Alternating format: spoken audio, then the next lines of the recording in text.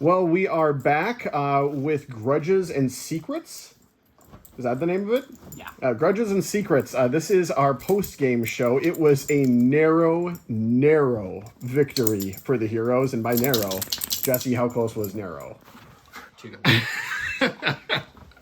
Out of all the dice rolls... That honestly was like... 2 points of damage. That was the last action, the last amount of damage that we had coming in. And that was it. Yeah. That was the game decider. Yeah, that was it. It was done the last roll. It's crazy. Yep. Literally. Yep. Now I want to start going over here to the overlords. So that was very close. To the extent that a single decision on your part probably made the difference between victory and defeat. Even. Why don't you just talk us through some of your thoughts? You had a couple moments where you're really thinking about changing things up or going a different route. Yeah, the long story short is there was an opportunity to teleport some guys or to do some other attacks differently. But long story short, yeah, it was just tough to try to make sure that you stop the juggernaut of all the heroes. Yeah, for sure, absolutely. Yeah, I think us just grouping up right away was a big deal. I think that was great. I thought that was a good decision, huh? Yeah, just hovering around the rerolls.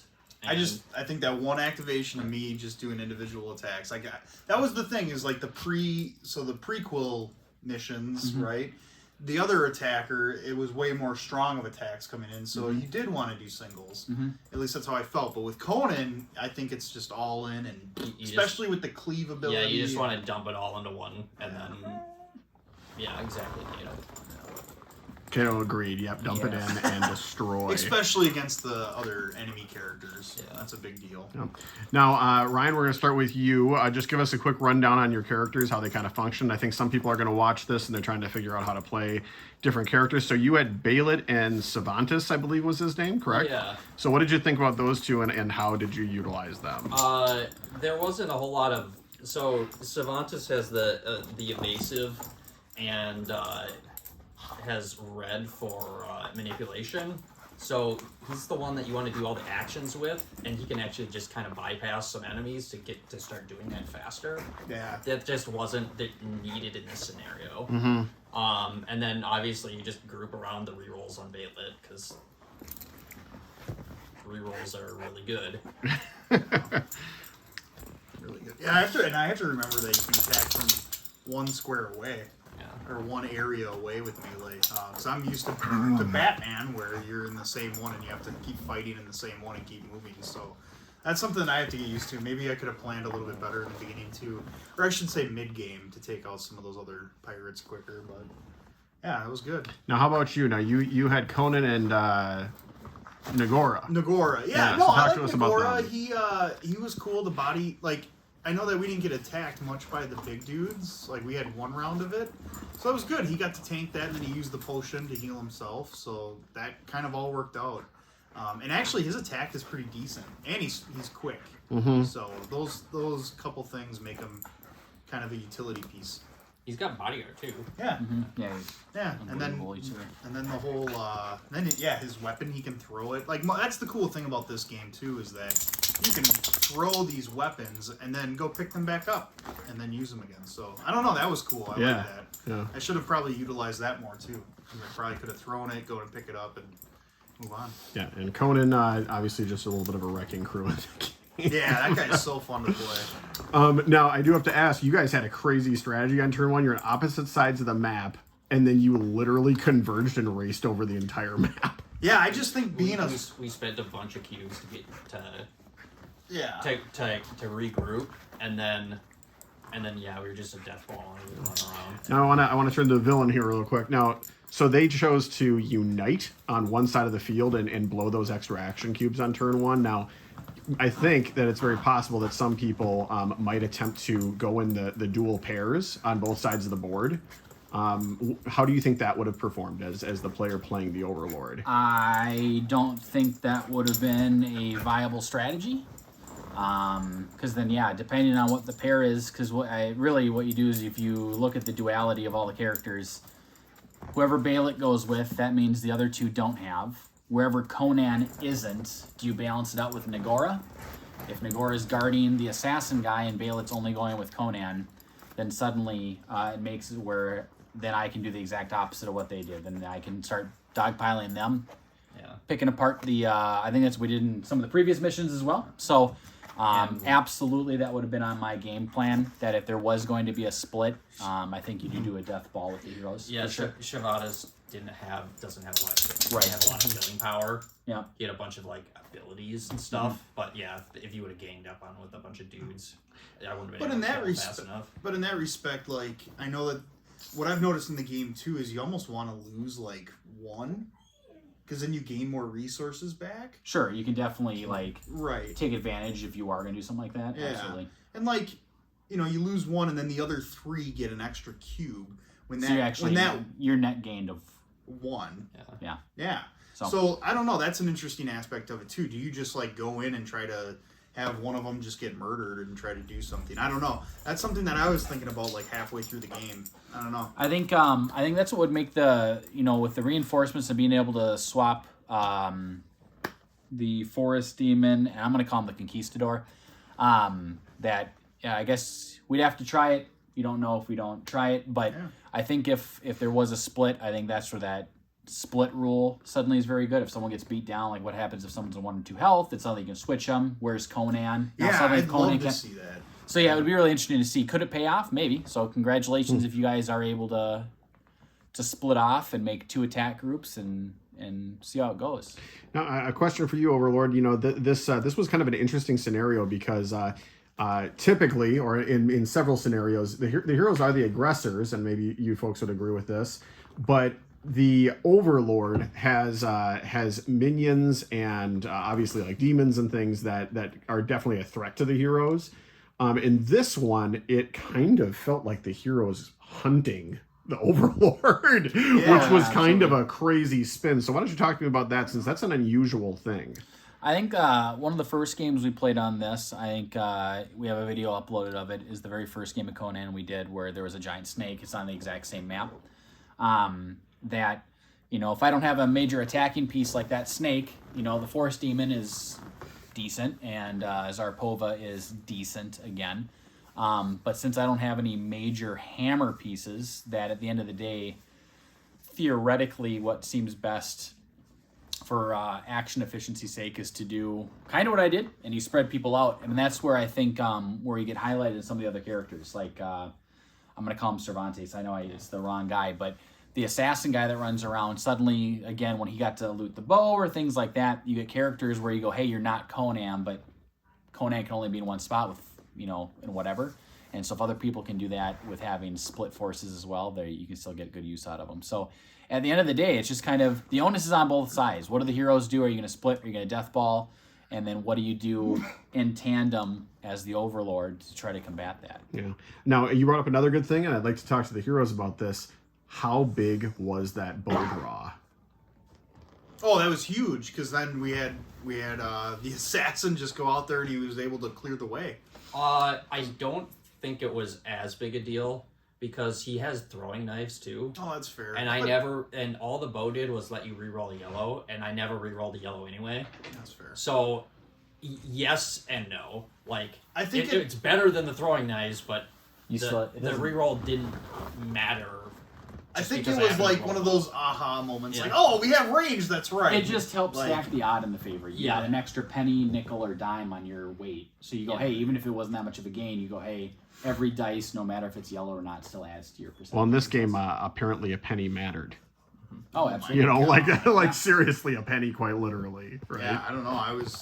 That literally came down. But that's the thing is, I think also getting the health potion. yeah, that was a big deal. The last item was a just normal sword, but it adds a red, and it also gives you an extra armor of a yellow that you get as well. So it's a little, like a mini halberd. In this one, yeah, we didn't have to fight against and use. I'm curious what it would be like splitting, because, yeah, like I said, like if you can get it.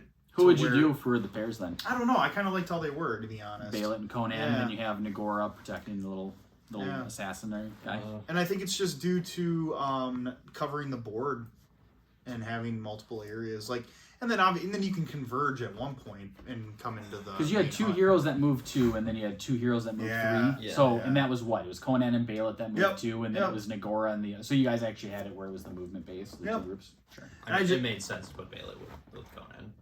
No doubt. He You doesn't take have your any highest threat normal piece, you give him rerolls. the most amount of successive chance. Yeah, absolutely. Because he has red attack, but he doesn't have any Yeah, there's rerolls. yeah. And that was the other thing too, is I don't think we ever got really attacked because we were together. Yeah, right? we just murdered everything. Yeah, because then we just moved. Where if we were split, he would have been attacking Yeah, he us could And have. that's exactly what I was getting at, is that if you guys split where you go, hey, now we can like try to corner, because at the end of the day, what happens if I could make a wall and run a character or something? Now it didn't get to happen that way, but what if that could happen? Yeah, Then suddenly you're going, oh crap, if we are a death ball, but what if we can't get there, for whatever reason? I think it'd be a lot easier to stall us if we were split up. I agree as well. And Yeah. specifically, there's 2 if there was 1 reinforcement crow on there, because thinking about it again, like we never got to see it, but if you get to have 2 opportunities on being able to trade spots with those characters, suddenly he could, Zarpova could suddenly buff a whole different group of guys that wasn't even capable before, where suddenly you go, oh, suddenly all these little pesky pirates are coming in with all rerolls too. Yeah. And that's not too comical. Yeah. Who knows? absolutely. I mean, we'll Have see. your own Belay. Or delay, yeah. Yeah. So, yeah, it'd be interesting to see how you guys do. If you guys do something similar, if you split off and whatnot. Now, did with you guys, you used Wall Wrecker as a part of your strategy, especially in the beginning? Yeah. So talk to me about that. So it kind of allows you to not have to move that many spaces or use that many movement gems in your movement to get to where you need to go. Now the brick buildings was, that's like you also plan for that because you can't bust through that. So I thought we just did it for the cool factor. no, it helped out. And then what it does, it also Fair enough. it'll make way for the other guys behind you. So if you like Chad at the end there, actually I think made a really smart move by making us use more movement cubes to get to where the boss That was. one extra Yeah. move. Because otherwise, if I would have busted down that wall, all the other dudes would have just followed right in and not spent as much movement. So, Mm-hmm. That would have saved at least 1, if not 2 cubes Oh, per yeah. several characters. oh yeah. Okay. Well, just a couple last questions before we finish up the video. So I wanted to ask on the Overlord's part, because I know some people online are struggling with the Overlord. This game was remarkably tough for everybody because it kind of went back and forth. There was a flux, it seemed.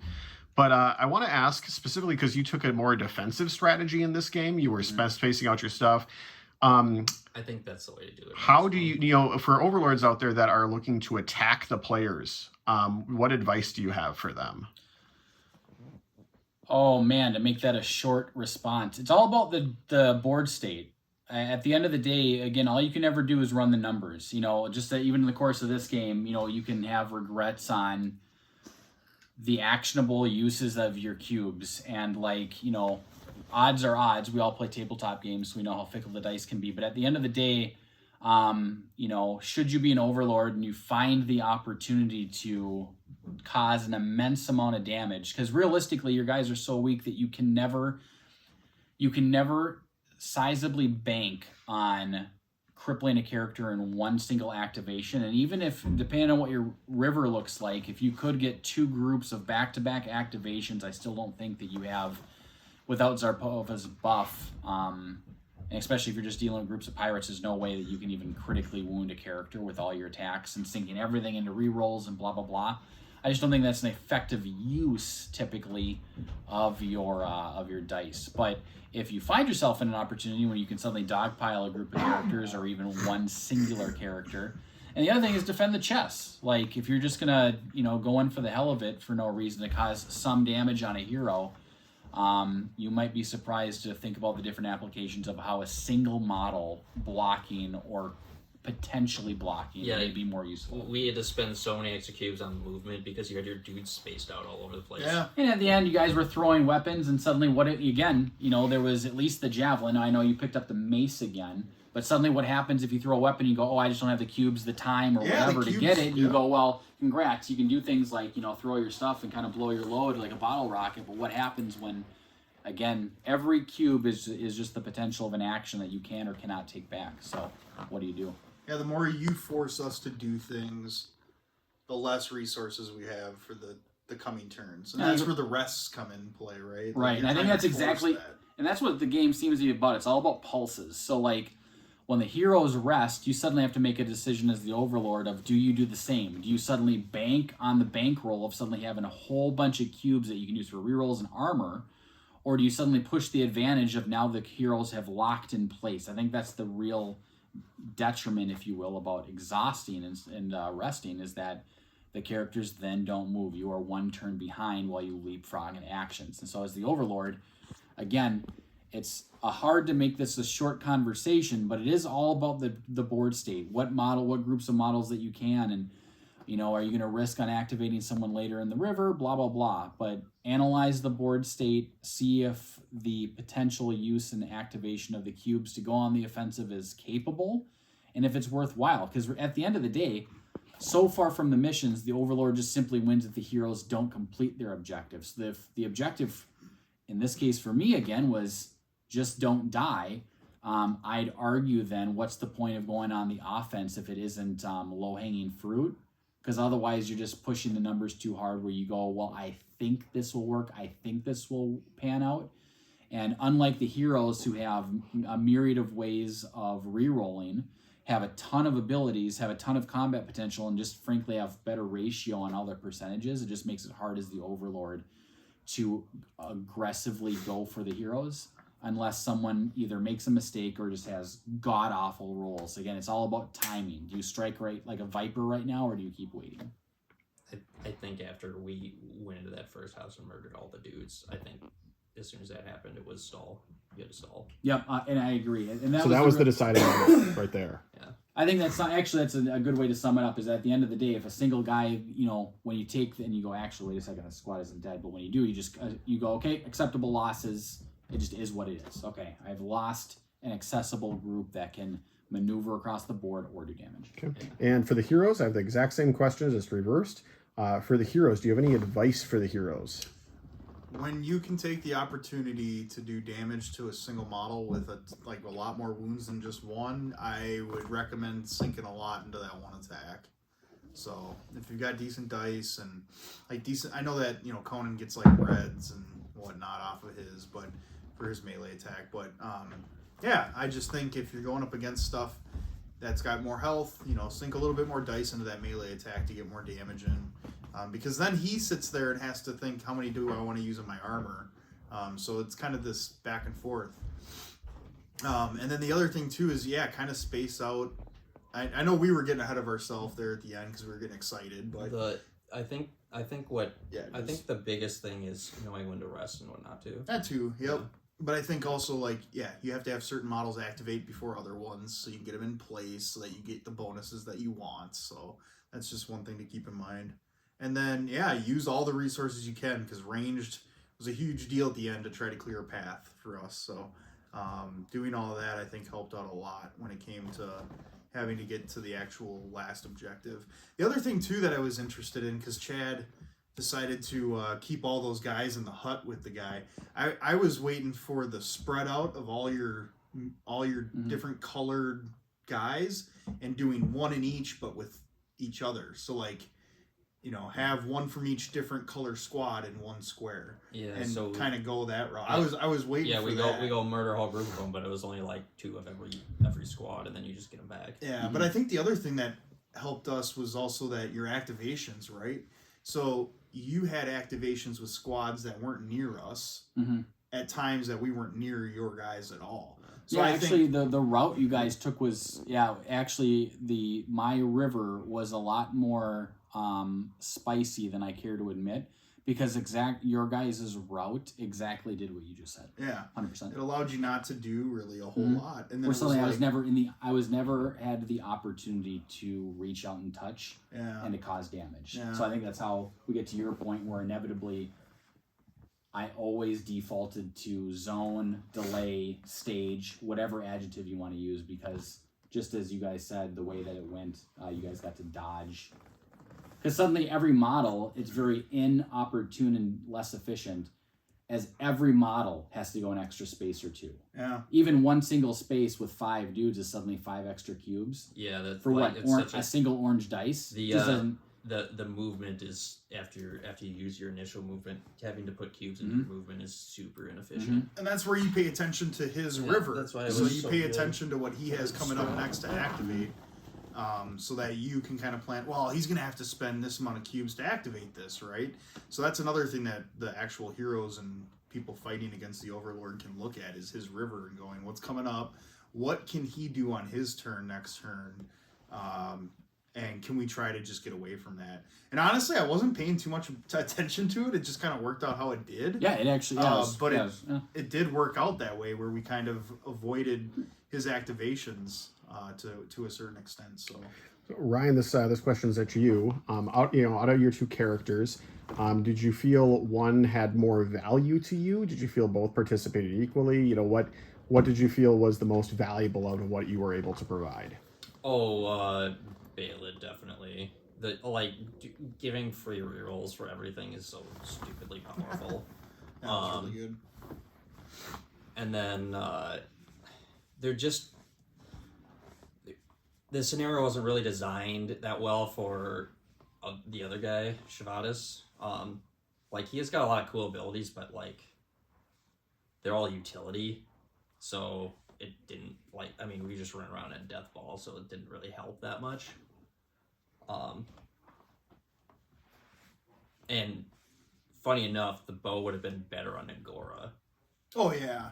Oh, sure it would have. We sure could it have. would have. Nagora has got the marksmanship thing, so. And Jesse, I know the obvious question, out of what your two, what of your characters was the most valuable is kind of stupid question, but at the same point, Nagora had his own serious pros. So you want to talk to us about your heroes and just how you played them? Yeah, obviously Conan does probably the most damage out of the whole party just due to his melee dice color. So him having that red is a huge deal. However, I think Nagara has more rerolls when it came to teaming up with Balit. So he's definitely an unsung hero. Mm-hmm. Yeah, compared to Conan, especially if you're going to run it that way where you have those two. He's pretty durable with that shield. Yeah, and that's the other thing for too sure. is I don't even. Yeah, I didn't even have to. Oh, I didn't have any cubes to block. You but got if I hit the did, one time, but yeah. we had just sunk everything into trying to kill that monster, and then I still like the body block thing, man. Yeah. If you can sack him for saving Conan or you just Balit never or know. something, It is what it is. yeah. So he was kind of there waiting to take the damage. So. All right, y'all. Well, that concludes our post-game show. We are going to be back with more Conan and more Lord of the Rings, the living card game as well. So please like and subscribe and let us know if there are any other games that you would like to see us play for you. So that's what we do. We get together, we play games, we have a good time, we laugh, we joke, and we act foolish. So have a good night. Board Gamers signing off.